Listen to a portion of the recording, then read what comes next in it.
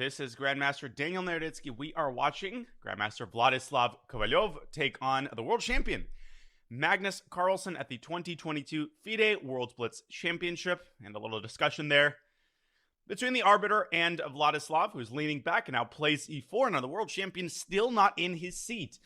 And the time control for the FIDE World Blitz, it's 3 minutes per side with a 2-second increment. It's pretty unprecedented for one of the opponents not to be at their chair when the game begins. Magnus Carlsen does like to be fashionably late. 15 seconds have already elapsed. You can see Kovalyov there waiting in anticipation for the opportunity to play the world champion. He is nowhere to be found. 30 seconds now, creeping down on his clock. Kovalyov still sitting in the same spot. He's played 1e4. Now, maybe Carlsen is simply deciding what opening he wants to play, but, you know, there's a time for preparation and there's a time for playing. 35 seconds, and you can see those playing diagonally in front of Kovalyov, one of them looking back. I think that might be Fabiano Caruana. Where is the world champion? Someone's running to his chair. That appears to be Yu Yangi's opponent, who was 50 seconds late. What happened? Was there traffic in the tournament hall? So there was one guy who was late. Magnus Carlsen still hasn't shown up. 1 minute has passed. This is getting crazy. And the craziest thing, of course, is that Magnus Carlsen could still very much play a good game with only, 20 or 30 seconds left on the clock. But that would be absolutely crazy. Kovalyov has not changed his sitting position at all this entire time. Now it's 1 minute and 20 seconds. Now Magnus might have confused the starting time of the round. That's happened before.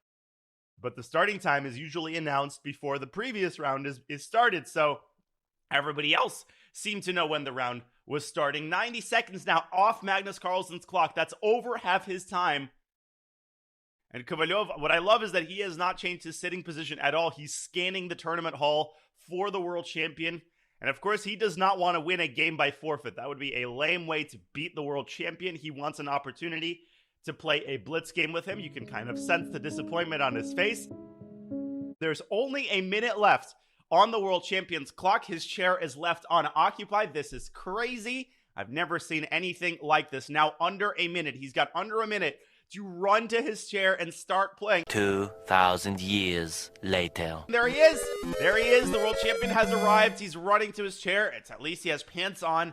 Oh my goodness, he's running up to the podium. He has to find his board. He's got about 40 seconds before he loses the game. He is running in a mad dash, and he makes it. He's got 30 seconds on his clock and still time for a handshake.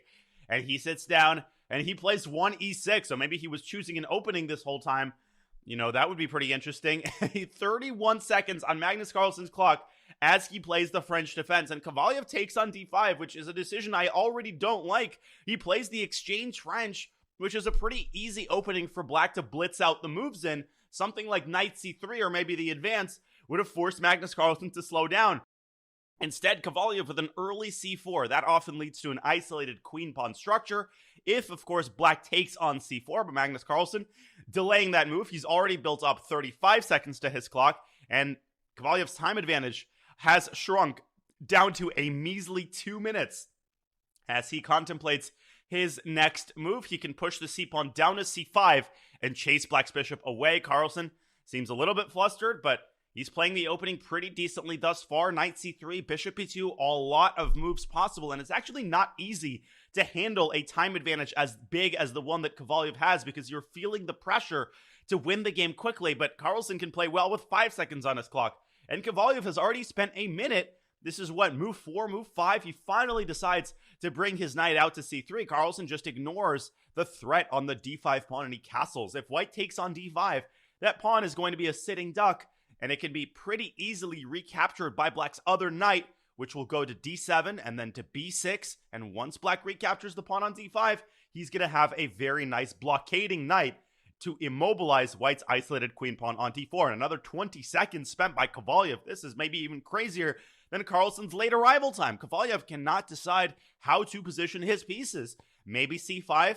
I think the move bishop f1 to e2, just a modest developing move, could be the way to go. His time advantage is now under a minute. Maybe he's being nice to the world champion to equalize the playing field. And he does take on d5, covers the check with a rook, and there goes Magnus Carlsen's knight. He brings it to d7. He adjusts some pieces before pressing the clock. He is absolutely unconcerned. He does have more time than he started with. But of course, he did start with 30 seconds. Kovalyev castles kingside, and Carlsen more piece adjusting as he plays h6, preventing white's dark-squared bishop from reaching g5. And maybe Kovalyev should have played bishop g5 on the previous move when he still had a chance. Now, the dark-squared bishop doesn't have all that many good developing spots. He can bring it out to e3, but then Carlsen will recapture on d5, and the bishop on e3 will be under attack. I actually think the world champion's position is excellent here. He's going to win the pawn on d5.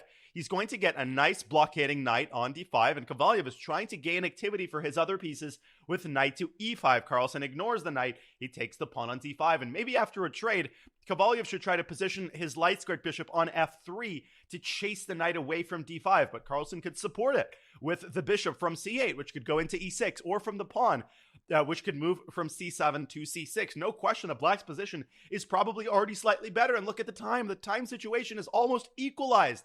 This is unbelievable. Kovalyev has spent a total of 2 minutes on the first 5 or 6 moves, and he now has 30 seconds himself. They're basically playing a hyper bullet game with increment, and Carlsen does indeed push the pawn up to c6 and protects his knight on d5. And if I'm Kovalyev, I'm trading pieces on d5. He doesn't. He brings his queen out to b3, putting more pressure on the world champion's knight. And now he does threaten to capture on d5 3 times. Carlsen leans back in his chair, and now he's finally begun taking the very little time that he has left, 15 seconds now on the clock, and he brings his own queen up to b6, offering an exchange of queens. And Kovalyev instead takes the knight. We're going to see a lot of exchanges. The queens are going to be taken off the board very likely by white, or potentially even by black. Or white could take on d5 twice. 10 seconds now. 10 seconds for Kovalyev as he takes on d5, and he does not grab the pawn. Instead, he exchanges the queens. But getting an endgame against Magnus Carlsen, where the world champion has the bishop pair, is not a very advisable idea. 3 seconds. 3 seconds for Kovalyev as he brings his bishop out. Crazy that he is the one who has to make the moves for fear of losing on time. Carlsen was still with 15 seconds on the clock as he chases Kovalyev's only active piece out of the center, and he's going to bring his light-squared bishop presumably to f5.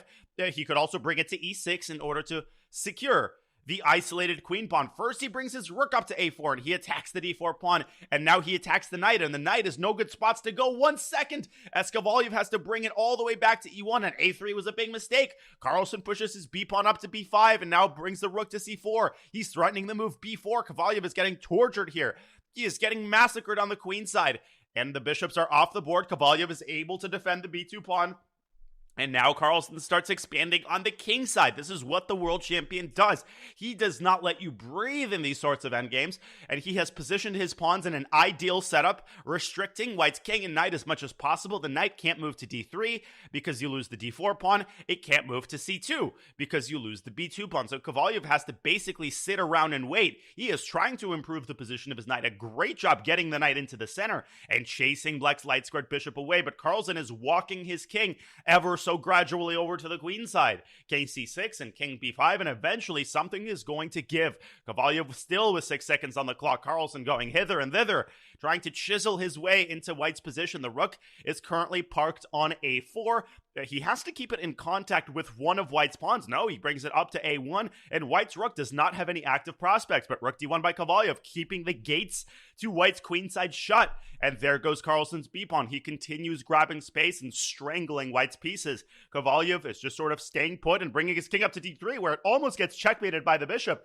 A check on b5, driving the king back to c2. Now king b3 is a big threat. That would win the b4 pawn, and Carlsen brings his bishop just in time to c4. The king moves up to b1, chasing the rook away, but the rook can go to the other side. It can go to h8. It can go to e8. It attacks the knight. The knight moves. No, it takes the bishop. Oh, but this looks bad for Kovalyev.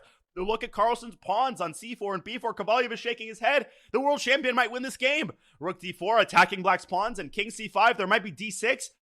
So Carlsen pushes b3 and takes the pawn on f3, takes the pawn on d5. He is now up a pawn.